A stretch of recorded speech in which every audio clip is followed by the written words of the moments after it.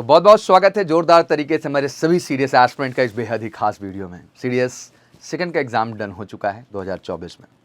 Results आ गए, सच्चाई सामने थी। कुछ कैंडिडेट सफल हुए और बहुत ज़्यादा मात्रा में कैंडिडेट असफल हुए। बट हर असफलता एक सीख की तरह होनी चाहिए और सीख तो लेना पड़ेगा, क्योंकि फिर से सीडीएस फर्स्ट 2025 आपके सामने है।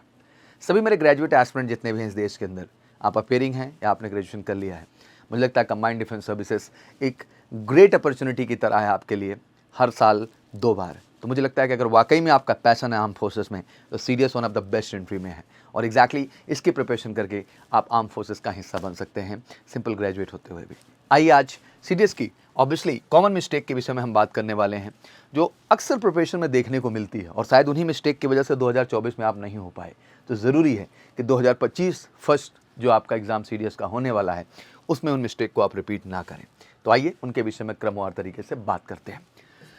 सबसे पहले स्कीम ऑफ एग्जामिनेशन की बात करें तो ऑब्वियसली साल में 2 बार एग्ज़ाम होता है and written and SSB 2 stage में सारी चीज़ें हैं और एक स्टेज मेडिकल का भी यहाँ होता है।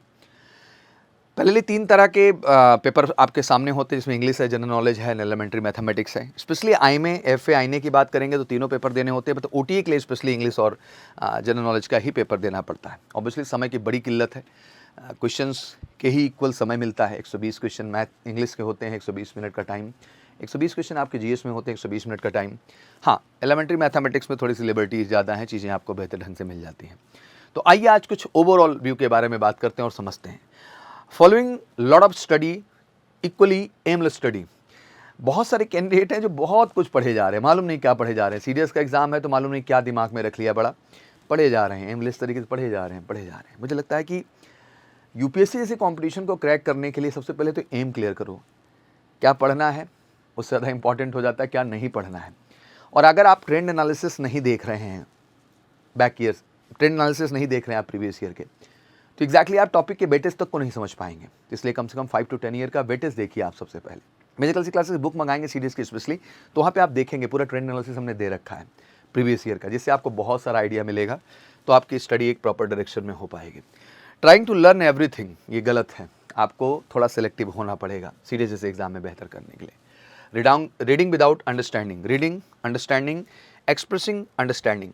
देखो 2 चीज़ें हैं कि आप अंडरस्टैंडिंग का दिखावा कर रहे हैं रीडिंग के दौरान, या एग्जैक्टली अंडरस्टैंडिंग उस लेवल के ले रहे हैं। बहुत सारे बच्चे हैं जो कि रटते हैं बैठ करके, भूल जाइए, रटने से कुछ नहीं होने वाला है।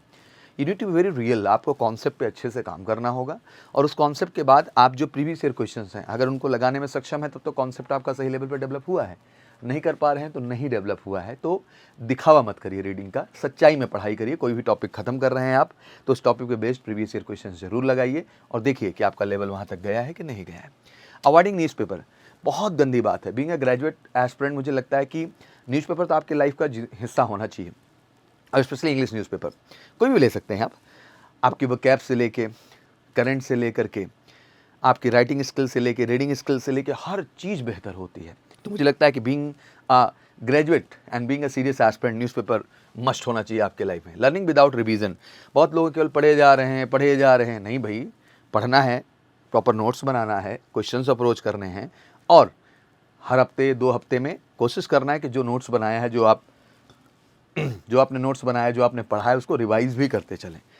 तो उतना ही रिवीजन आपके लिए जो है ज़रूरी होता है, क्योंकि the majority forget with in 24 hours. जैसे आपको पता ही, ज़्यादातर तो 24 घंटे में भूल जाएंगे और ऑलमोस्ट एवरीथिंग 1 मंथ में। वो कहते हैं पूरा का पूरा जो है 1 महीने में तो पूरा ही भूल जाते हैं। तो बहुत ज़रूरी होता है कि आप डेडिकेटेड जो है रिवीजन जारी रखें। Experimenting one day exam, on day of exam, experimenting on day of examination. बहुत लोग एक्सपेरिमेंट करने लगते हैं, बोले तो तुक्का नहीं चलता भाई यूपीएससी में। जो भी है सही है वरना नहीं है। तो be real in the examination